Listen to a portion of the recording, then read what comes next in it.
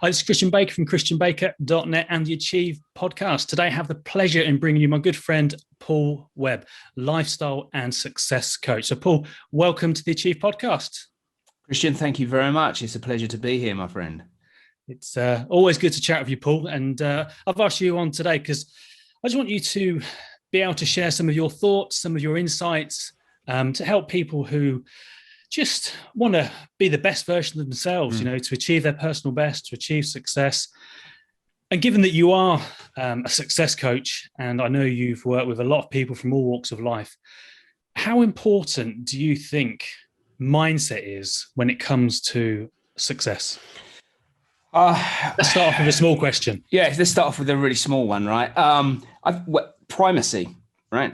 It's where I start everything. How we think of ourselves, how we think of our situation, how we define all that's going on in our life, goes a long way to defining where we end up. I think it was 3,000 years ago when Solomon said, "In all thy knowing, know thyself." If you don't know who you are, if you don't know where you're going, and if your mind's full of all the programming and conditioning that a lifetime can bring to you, then you're really going to struggle to express your best in any way you decide that's going to look. So the mindset behind it all, the thinking of it all, is really primary importance for me. Excellent. And I will kind of press you on some of your own personal kind of thoughts, techniques and strategies for how people can develop that. But as we're talking about success, is a conversation that comes up quite a lot when I'm working with clients. And I think success is an interesting one, isn't it? Because it's like many things, it's a label. What's your personal kind of definition or interpretation of success?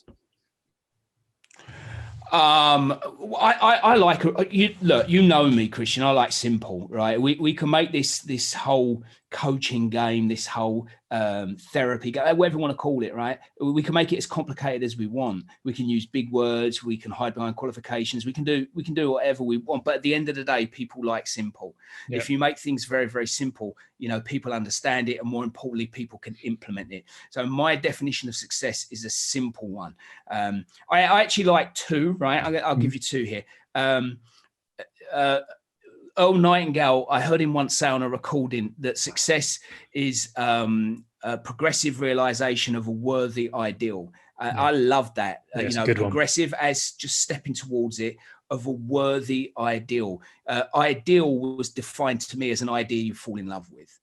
So it comes back to loving what you do.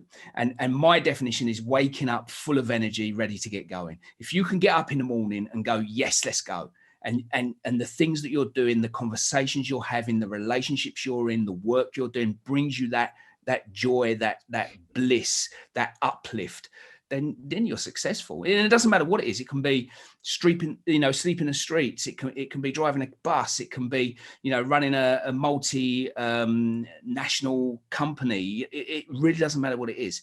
But if it fires you up, jazzes you up, you've got success now. Agreed. And I think that's often, I know from my experience of working with clients, people often they trip themselves up, don't they? Because often they're fulfilling somebody else's definition of success. And as much as we can give it a general definition, everyone's unique individual definition is going to be different, isn't it? So of course it is. I think it's connecting to your own definition of success. And like you say, whether that be, a road sweeper, a bus driver, a pilot, whatever it is that floats and kind of ticks the box for you, it's connecting to your own unique definition of success. Absolutely. And fulfilling that. And it goes back to what we said just a moment ago about knowing yourself. I mean, how many people truly know themselves? How many people really, can sit down and define who they are, what they believe in, what their values are, what their definition of success is, what their definition of a worthy ideal is? Not many people can do that. People can tell you what they may want, but is it what they really want, or is it what they're expected to want? And that makes a huge difference mentally when you're going for these goals, right? Because if you're chasing someone else's ideal of what you should get, you're not in love with it. That makes doing the repetitive work needed to get there that much more difficult. So know yourself. Know and also, who you don't are. You think, like you say, as well as that, our own interpretation evolves. So you talk about conditioning and past and things like that. Sometimes, what we thought we wanted or what we did want 5, 10, 15 years ago, what was our definite success once, has changed, yet we still live out the old paradigm, right? Yeah. And it should change. The ongoing growth, state of universe, evolution and expansion, right? Expression. You're supposed to grow, you're supposed to evolve, you're supposed to change your mind. This is what gives me a little bit of a worry about society these days, where we're not allowed anymore to be disagreeable. I don't mind disagreeing with people as long as we don't, become disagreeable personally. Yeah. Discourse, conversation, different points of view, I think are vital to help you grow. Right. I never considered that before. That's a really interesting idea. Let me have a think about that and come back and talk to you about it. Can't do that nowadays because you're labeled, right? Immediately, boom, you've got a label. Right? It makes it very, very difficult to express your true nature. So it's not easy, right? But I think if you want to express the best version of yourself, if you want to step up and produce your best results, you have to really overcome that. And that's a real issue these days. Fair point. Yeah, no, I think you're right. Well said. I can't add anything to that. With regards to mindset, like myself, as an amazing as an individual and a human that you are really human. Yeah. And there are times when we all face challenges, and at the time of this recording, we're still in the midst of the lockdown of the pandemic that's been going on for nearly a year. Do you have any words of advice, any tips, any techniques, or any personal kind of strategies you use that when you're faced with adversity, with setbacks, and let's give you a bit of background as well. I mean, going back to the early start of your career, you started out as a professional footballer and had to change because of injury, if I'm right in remembering. Yeah. And then in your life, I'm sure there's some other twists and turns, and we certainly don't have to kind of spend time talking about the individual ones. But if you got any thoughts on how best we can help people to kind of ride out those times and look forward to better times ahead? There's a couple of things that I think may help here. This too shall pass is a great, phrase to remember. That no matter what the situation is right now, it will change, because the only constant in the universe is change. Right? So everything changes. Don't make things that are impermanent permanent. Right? We mentioned labels, a couple of times already on this podcast, and we're very good at labeling ourselves and others. And the problem with that is that gives us a permanent state of something. Paul, the footballer, right? I used to be a goalkeeper. I got injured. I had to stop. So for 8 or 9 years of my life, that was my entire life. And I used to introduce myself or label myself as a goalkeeper. That's ripped away from you. Yeah. And you lose your identity, and then you go through the mental trouble of trying to reinvent yourself. It becomes very, very difficult. If you realize that Paul, the footballer, isn't permanent, because nothing really is, well, possibly except one thing, but we needn't go there. That it's impermanent. Therefore, when it ends, it's just a staging post on your general life and evolution. So I use a couple of techniques. One which I really love, and I've been using with a lot of success recently in this last year, is I introduce people to the law of polarity. The law of polarity is a universal law that states that everything has a polar opposite, right? So you can't have hot without cold. You can't have up without down. You can't have good without bad, and so on and so forth. Why do I introduce that to people? Because you can't have a question without an answer. You can't have a problem without a solution. You can't have an obstacle with a route round it, because if you did, they couldn't exist because of the law of polarity. Now, if you face a problem or a puzzle in your life, I think it was Einstein who said you can't solve a problem with the same level of mind that created it. Yeah. And what he meant by that is you can't look at the problem and try and solve it. You have to take yourself away from the problem and look for the solution and come from there. Think differently. For example, think differently. If you're cold, Now, I live by the sea, right? So all these nutters over winter have been going down to the beach and going and doing this cold water therapy. I think they call it blue therapy, don't they? You haven't decided to join them, Paul? Well, I keep getting asked, and my friend actually did ring me and ask me when I was in the hottest bath in the world. And it's like, nah, that's not going to happen. No, I'm fine. Don't worry, I'm okay where I am. But yeah, so they've been going into the cold water. When you come out of that cold water and the water's 1 degree and the air temperature is -3, your only thought is getting warm. You're not focusing on being cold. Right, you may be cold, but you want to get warm as quickly as possible. So you go through the stage that you're recommended. If you do it properly, this cold water therapy, you have a dry robe, you have a hot water bottle, you have like a hot flask of coffee, you get warm as quickly as possible. And it's the same situation in any area of your life. Think about the solution. Don't get embroiled by the problem. One of the richest clients I worked with, who was a billionaire, he told me that the reason that he was so wealthy was that he went looking for problems that other people wouldn't solve, because he knew that if he come up with a solution, he would get paid. Right. So he became a problem solver. And if you look at most entrepreneurs or businesses, they're providing a solution for something, aren't they? Yeah. So a great answer to that question is, you start to get excited by problems showing up. So it's that mindset shift. Right. You can shift your mindset on a dime, in a heartbeat. Oh, great, there's a problem. That means that solution has to be there. Let's find that solution. So for somebody who may be listening, who's going through some kind of challenge at this moment in time, when you're in that moment, it's hard sometimes to have that pivot, isn't it? To have that shift of mindset. Yeah. So for you, if you're working with a client, if you're using it yourself, what's your guidance on helping people who are actually in that moment? Is it self-talk? Is it some other kind of strategy? If we get to the nitty-gritty of what's the how-to behind doing it? Well, the first thing I'd point out is that a problem is just a perception, right? So understand that what you see as a problem, other people may not. Right? That's the first thing. The second thing is it's okay to feel bad, right? There's nothing wrong with you if you're upset, if you're triggered, if you're angry. Because as we said earlier as well, you're human. You have an ego. Yeah. These things happen, but also understand that it's your problem. And if you want to get away from the problem, you have the solution. So we have to come up with a way of you being okay to have that problem, being okay with the way you're feeling, but understand that it's you that's going to get you out of it. Someone can advise you based on their experience and their perception, but that isn't necessarily going to help you. So tools to help you. 1, reconnect with your breath.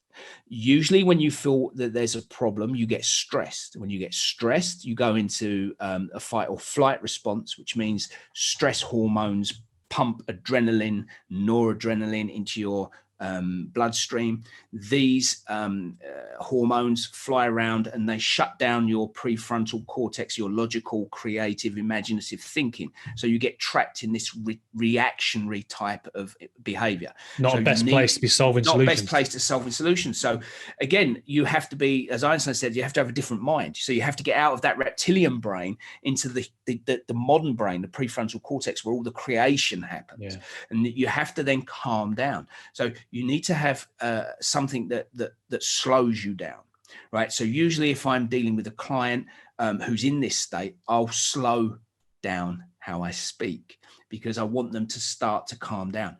Connect with breathing. So breathing exercises are really good. Often overlooked though, isn't it, for how simple it is though, the breathing? So overlooked. I always start there. I start with breathing before meditation. Yeah. Because some people shouldn't be meditating because their brain's just going, so fast. And if they sit there and try and be quiet and they try and force themselves to stop thinking, they'll just think more, right? Because what you focus on, you get more of, right? So it's just like, just breathe. Don't worry what's happening in your mind. Just breathe. And also, I think the good thing with that, and it's one of the basic techniques I teach probably the majority of my clients, whatever they end up kind of seeking me out for, I'd probably say 99% of the time we'll end up going over some breathing exercises at some point. Yeah, for sure. And it's something that's free. Yeah. It's easy to do. And you can do it anywhere. As long as you're alive, you're always going to be breathing. Yeah. So it doesn't matter where you are or what situation you're in. is something that you can always kind of default to and turn to help in that moment. So yeah, I'm with you on that one.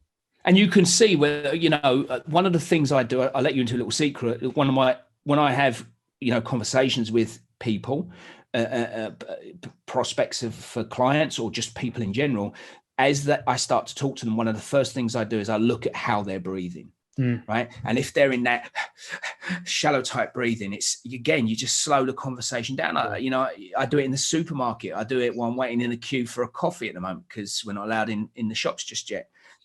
I've done it everywhere. I've do it with clients. You need to get that body relaxed. And that's your first stage, if you like. You're never going to be able to bring yourself out of that situation, that stressed, fight or flight kind of reactive situation, unless you're calm, unless you reduce the amount of stress hormones in your body. And that's just stage one. And then you can go on in any direction, okay, how can we start to look at solutions? Pen and a paper, is a great tool, because there's something unique about writing that helps with the creative flow of ideas in the brain. And a great release as well. And a great release. So I'll have people journal or write or just write words down that means something that they can focus on. So there's always stuff like that helps. And you can go a little bit deeper. Hypnotherapy is often a tool that we use, and I've referred clients to you for that and such like. So there are a multitude of kind of tools, but ultimately it has to come from the individual. And if the individual wants to find a solution, generally working with someone or getting themselves into a state where they can move forward, they generally get it. So the takeaway is, if you're in a situation, if you're in a challenging time, the very least is take the kind of knowledge, comfort that there are multiple different things that you can do or learn to do that can help you through this time, but also beyond. And, we've had conversations before, and I always refer to these techniques, whatever they are: breathing, journaling, hypnosis, meditation. They're mind fitness techniques. And I think if we approach kind of the mindset and mental wellness in the same way as we do our physical fitness, it's not something that is finite, is it? You don't go to the gym or go for a run once or go for a walk even and say, right, I'm done, I'm sorted, I'm as fit as I ever need to be. It's something that you can constantly, continuously improve and develop and evolve and find new ways that you like. So, I know you're big into your training and always have been, but, you might have enjoyed doing one style of training once, but 5-10 years later, you might be enjoying something completely different. And that's okay as well, isn't it? Yeah, I think, one of the things I like to remind people is that everywhere they take their body everywhere. Right. Their body is the tool that if you want to create this new life, if you want to create anything, new relationship, new business, new health, you drag your body along with you. Your mindset can be brilliant, but if you abuse your body, you're going to have problems. So, and Jim Rohn, I think it was the great late Jim Rohn said, "How you do anything is how you do everything." And I really do love that quote. You're looking after your body. Are you eating well? It doesn't mean you can't treat yourself. It doesn't mean you can't go out for the takeaway or have a few beers or whatever it is that you do. But fundamentally, you have to just get the basics right, because those basics build the foundation on which everything else it comes after, is stacked upon. And I agree, and it's a great quote, and I love it as well. And I think it kind of ties in quite nicely with something else I wanted to ask you about, and that's, I think sometimes people overlook small things that they can do as part of their life, as part of their lifestyle, and we are what we repeatedly do. Habits are important. So, do you have any daily habits, routines, rituals that you can share, or that you encourage people to look at to help improve oneself? I think routines are vital. I think if I prefer to talk about routines rather than commitment. All right, because some people get scared with the word commitment. But we all know that you have to commit to a process, right? I can give you a really good example. My nan, years ago, when she was a little girl, used to go to piano lessons, right, in Battersea, where we're from. The next door neighbor, there was a boy the same age as her, right, but he was blind. So she used to knock on his door and take him to the piano lessons, right? So they used to go and have piano lessons, right? Now, as they got older, my nan started not going to piano. She wanted to do other things and blah, blah, blah. But this kid, this boy, as he grew, he didn't have much of an outlet, because if you can imagine, in the 1920s or 1930s, you know, if you were disabled, if you were blind, there wouldn't have been kind of the things you could do now, the technology now that can help you do things. So he just used to go and play the piano.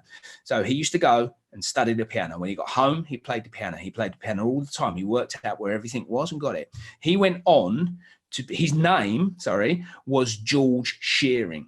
He went on to become one of the most famous British jazz pianists in the world, playing with all the greats from across the world, right? The school that him and my nan went to has been renamed the George Shearing School. Okay. But what you see someone at that level and you think, my God, that guy's really talented. But it comes from doing the daily things, just doing the simple things repetitively. And unfortunately, getting to a place where you can produce your best often isn't sexy, right? The end results look sexy, but the practice that you do, that daily deliberate practice, can be repetitive and can be quite dull at times. And I think that's where genius lies. I think genius is the ability to turn up and keep doing what needs to be done, even when you don't want to do it. But don't you also think that's a mindset where people often, well, I think it's a combination of things, isn't it? I think people want a quick fix all the time, but they can spend a whole year looking for quick fixes. Whereas if only they'd put the small things in place a year ago, they would have made massive progress. But also the mindset shift that people overestimate what they can achieve in a week or a month, but underestimate what's possible in 6 months or a year. Yeah. People are sold a bill of rights, you know, that isn't quite correct. I mean, you know, you only got to look. We spoke about the fitness industry. I mean, I was in the fitness industry for 20 years, run a very successful fitness company from the 90s into the 2000s, up until about 2012, 2013, I think. Yeah, I remember you were doing that when we first met. Yeah, absolutely. And you know, I'm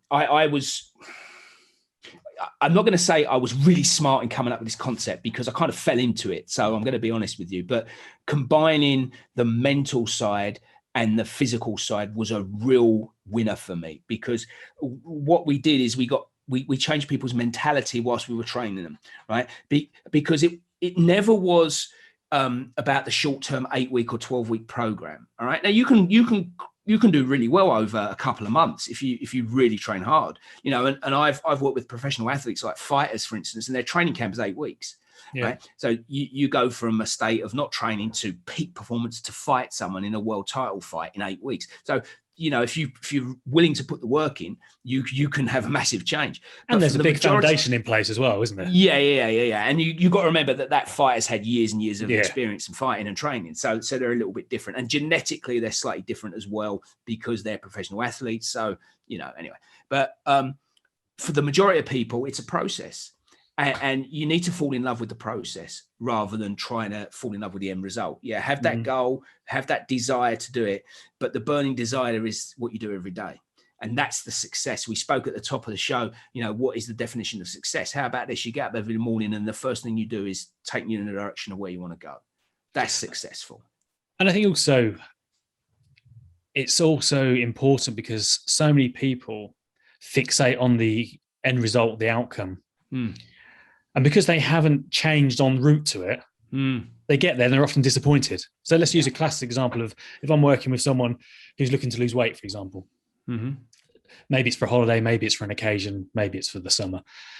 They get there and it's not what they hoped it would be, because they haven't changed their habits, their kind of mindset. So that's when they revert back to their old ways, if you like. Whereas somebody who connects to what's important to them and the process, as you call it, will go way beyond that kind of milestone of an occasion, and then it just becomes an ingrained way of living, doesn't it? I think it was our friend Jim Rohn again. I quoted him twice today. I go, I must watch another one of these videos at some point. I think that's calling to me. Didn't he say if you win $1 million, you better become a millionaire very quickly? And he simply meant that there's that great research, isn't there, that was done in the States, that something like 80% of people that win the lotto in the United States are bankrupt within 5 years. And it's not because it's because it's not because they don't earn enough money, because some of them earn hundreds of millions of dollars. It's because their mentality is where it was before they won the money. So they had a lack mentality, we could say.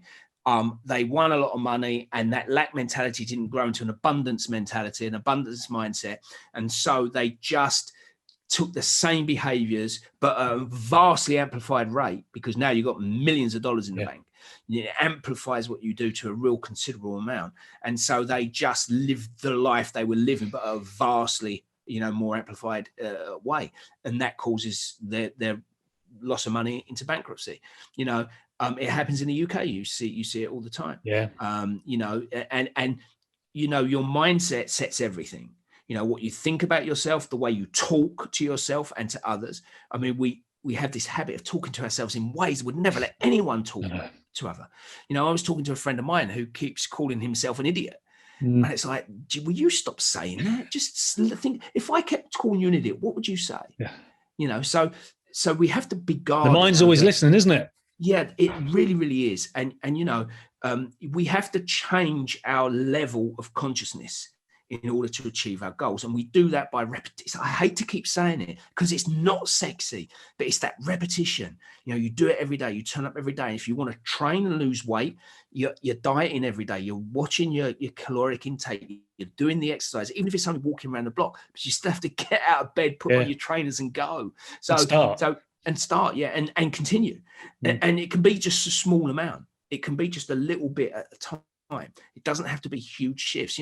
Our Team GB cyclists, I know this because at the time, back 2008, sort of around about that time, I was working with Team GB, doing some strength and conditioning stuff with some of their athletes.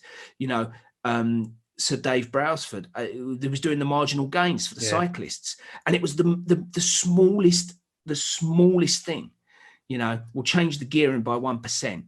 You wash your hands before you if you shake someone's hand, go straight to the bathroom and wash your hand. Bring a wipe with you, wipe the door so there's no cross-contamination, so you don't get sick, so you can still train at that high level. Bring your own pillow with you, so you're sleeping on your own pillow, so you feel comfortable in a bed. All this sort of stuff, just little changes that made huge differences over time, because it compounds, right? And I appreciate people listening might be looking to make different kind of changes, but how do you make that practical? If someone's looking to change or improve something in their life, where do you suggest they start off? If small steps, small shifts, small tweaks can make big differences, where would be a good place to start? And we talked about habits. So have you got a kind of a theory, a methodology for how people could ingrain some new habits? Well, I'd start with one thing. One thing. And I would do it first thing in the morning. Okay.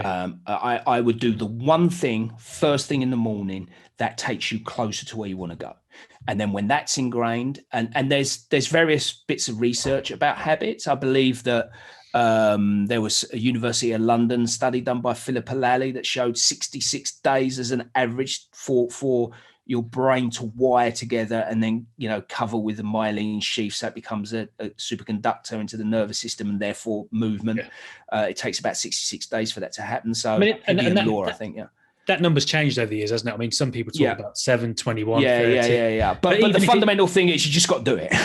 But even if it's 66 days, in the grand scheme of things, that's not long, is it? No. I mean, you're going to go through those 66 days anyway. You're going to wake up for 66 days in a row. So why not do something? So I always say, exactly. And I will always say to pick one thing. So look, let's use your weight loss as an example. You want to lose weight. Okay. What's the first thing you can do in the morning, every morning, that's going to take you towards you want to go? All right. Let's say drink a liter of water as an example, right? So make a chart on the wall, right? I've got a whiteboard there. You can have a calendar. You can do it on your phone. I don't care what it is, but how it works for you. Every morning you get up, right? Pour a liter of water out into, one of these things, right? And then drink it.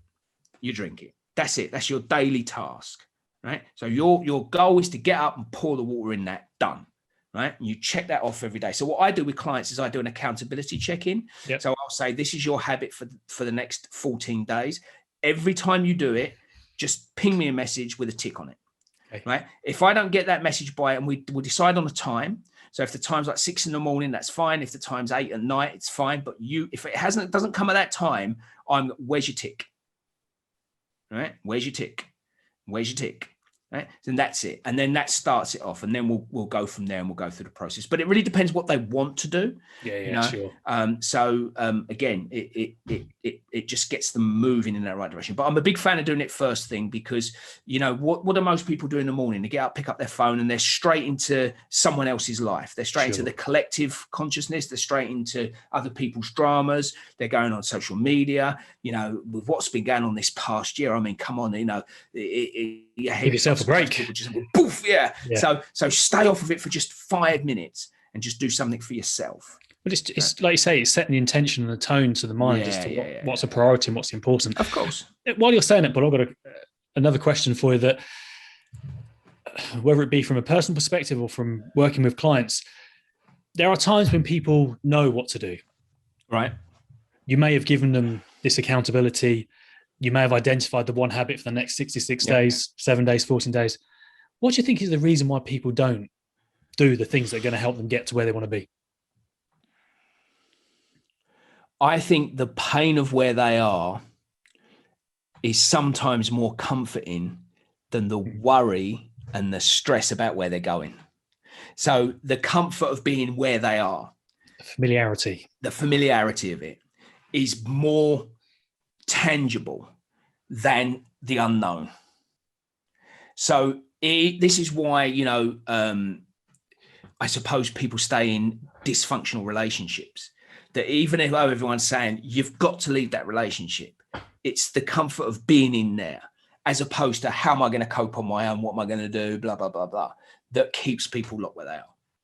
Right. I think ego plays a huge role in it, because the ego thrives on familiarity. Stay where you are. Keep doing this. It's fine. We're creatures of habit, aren't we? We are creatures of habit, but we can use that for power. Absolutely. We can use that to change. And your current circumstances bear no relation to where you can go. People succeed from the most depraved of backgrounds and rise up and become superstars in all sorts of arenas, right? And we're the same species. We have different perceptions and way of processing things, but ultimately, if one person can do it, anyone can do it. And it's just the willingness to go through the process that does it. And making a decision as to what it is that you want. And like you say, we're creatures of habit. If you only train yourself with some good habits, your mind will look after those habits as much as it used to, of course, the unhealthy ones. So of course, make a decision. Yeah. And it all starts with that, right? It starts with making a decision. That's the most important thing. And before I take on any client, and I don't like to say I'm selective about taking on clients, because I'll help anyone if I can. But some people just will not make the decision that they need to make. And I can't help you if you're not prepared to make the decision, because I make the decision to help you. So I will do the work necessary to get you where you want to go. That's some my people role. Are wanting, expecting, hoping that somebody else is going to do it for them. Will do it for them. Yeah. And I'm very, very clear that no one's coming to save you. No one's coming to save you. And if someone does come to save you, they do it from their point of view, not yours. Yeah. So they're not really helping you anyway. Any sort of uplift you get is going to be temporary, Again, I appreciate your time's valuable, and we're sparking off in all different ways, and my head's buzzing with different things to ask you. But confidence keeps echoing in my head as we're talking. Right. How important do you think confidence is in terms of people making changes to mindset, lifestyle, success? I don't. My personal experience. Put another hour on. Great. Yeah, it's great, right? To being confident, but it's just a label again. You have everything you need right now, whether you believe it or not. It's true. I've not worked with anyone that hasn't completely and utterly surprised themselves with what reserves of capability they've got. Right, that's the first thing. And I think that we're very, very good at overlaying that capability with restriction and doubt and fear and all sorts of things like that. And once you start working with people, and once you start talking to them about this, and once you start showing them things, you start to unravel like peeling an onion, right? You start peeling these layers off. You inherently find in them these qualities. So I think confidence is great. You've got to be careful. It's not bravado. It's not false confidence. The ego's very good at kind of just coming in, circumventing him through the back door to help, to get controls again. But it's not necessary. What is necessary is doing the work, showing up and making sure that you do the work every day. And that breeds more confidence. So you can start with someone who's bereft of confidence and build confidence in them by the habits they perform every day. Look, if you've never stuck to anything in your life and I get you to do one thing every day for 7 days, right? Whoa, what a result. Go and knock yourself out and celebrate because you've just done really, really well. Right? And you've told your mind it's possible. And you've told your mind it's possible. Right. So again, I take you back to that, your current circumstances bear no resemblance to what you can do. And I confidence is great if you have it, but it's not a preliminary reason to not start. Right. Just get started and everything comes as you move. It's the same as self-belief. The universe loves action, Yeah, exactly. So really what we're saying is just get clear on what you want, decide on what it is and do it. And do it. It will catch up and get stronger and evolve as you go. And again, I think it's a label that people not hide behind, but it gives them the opportunity to say, I can't do that because I haven't got the confidence. I don't believe myself. Yeah. There may be... the one that I really like, the one that is all right for you, Paul. I mean, come on, give me a break, right? It's all right for you. You've run business for years. Yeah. And I've run them badly. Yeah. It took me years and years to work out how to run a business, right? And it took me years and years and years to become a footballer. I started playing serious 9 years old, and I would go out into the back garden and slam a ball against the wall and catch it for donkey's years continuously. So much so, I'll leave you into a little secret. My mum thought there was something wrong with me because I would go out in the garden in all weathers for hours catching this football. And she took me to the doctors to make sure that I was all right. And the doctor, I remember this, I was about 9 years, maybe 10 years old. And the doctor said, Madam, Mrs. Webb, don't worry, he'll grow out of it. Okay, brilliant. And I still haven't. Look, you can get a book, right? You can buy a book. There's the resources to help are everywhere. You can find a video, a book, a coach, a mentor, a therapist who is doing exactly what you want to do and can say, look, this is how I did it. Right now, you've got to find your own way a little bit because it's your life, but you can take the basic steps. Okay, they did this every morning. They did this. If you want to lose weight, okay, this person ate this food for this amount of time on these days and did this. And it worked for them. Okay, and it worked for them. So let's incorporate that and see how it goes for me. Bruce Lee said it so famously. You take on board what works, you discard what doesn't, and you crack on and do the work. Because I might do powerlifting, for instance, and it keeps me really lean because it just does, but it might not work for you. You might have to do some cardio on top of all that or whatever, but I train, right? And I look after my food and I'm good with my sleep and I'm good with my, supplementation or whatever, so there are clues there. Get your food right, move, look at supplementation if needed, drink plenty of water, rest, plenty of rest. From a mindset point of view, if somebody else has achieved it, if somebody else has attained it, then just know it's possible and find your way of doing it. It's possible. And look, I'll give you a little example of something, right? This just blows my mind. So I love bringing it up with people. Think about a hummingbird, right? Hummingbird is about yay big, right? And it has a particular shoulder joint, which means it can rotate its wing completely around 360 degrees, right? What that means is that little bird, it beats its wings at up to 80 beats per second, right? It's quite quick, but rapid. Because it can move its shoulder joint so freely, it can hover, it can move forward, it can move back, it can even flip upside down and fly, right? The laws of physics say that's not possible, but somebody didn't tell the hummingbird, right? So the hummingbird just does it. Right? You want one more example? Cliff Young ran from Sydney to Melbourne in an ultra marathon race at the age of 62. He was a sheep farmer.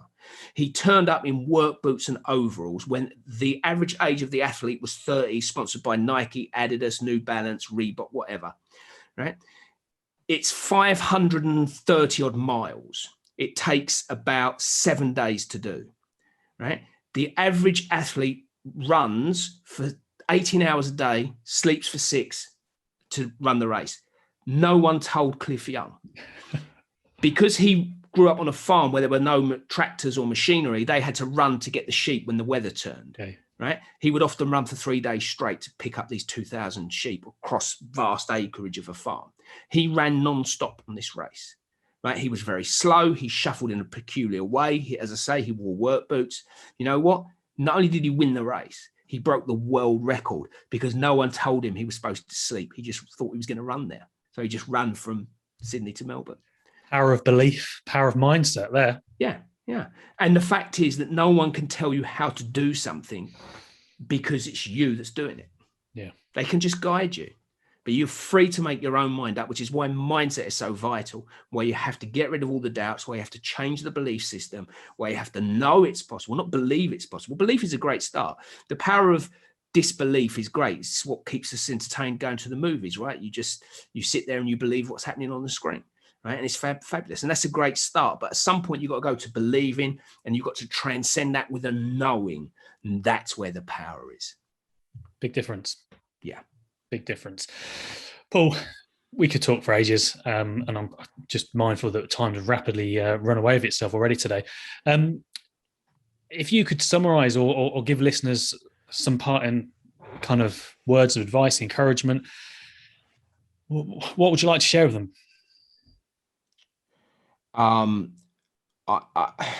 That's a really difficult question to answer because everyone has their own unique way of expressing themselves, of looking at information and disseminating it and that sort of thing. The only thing I would say is this, right?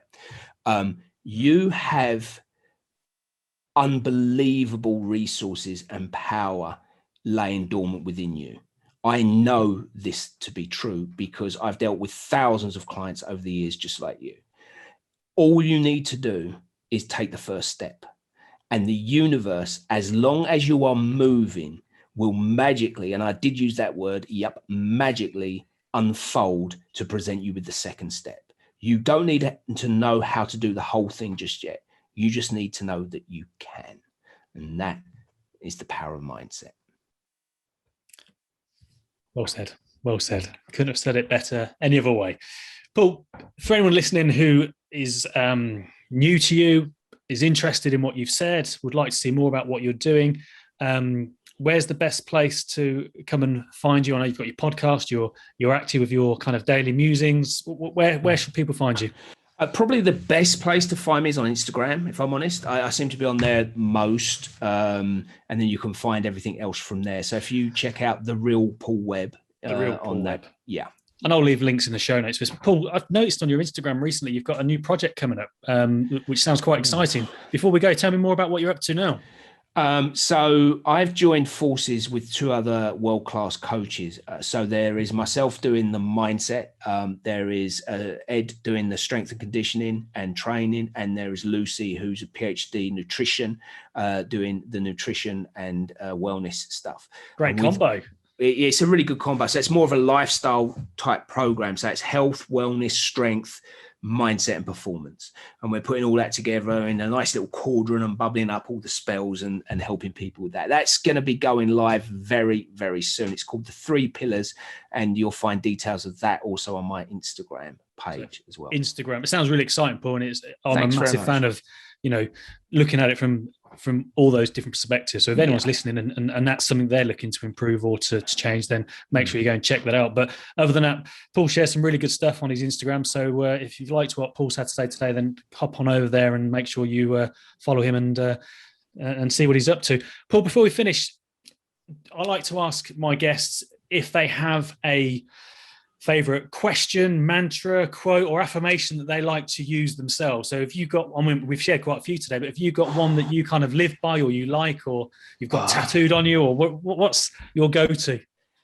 I have got one tattooed on me. I thought you had. I've got this one here is a Rumi quote, which I love. Run from what's comfortable, forget safety, live where you fear to live, destroy your reputation. be notorious.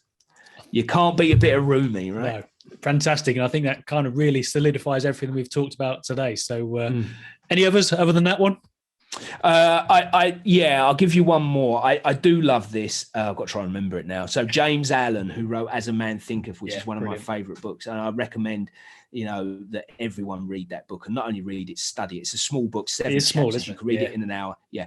And it starts off with, as we've spoken about mind, it's really relevant.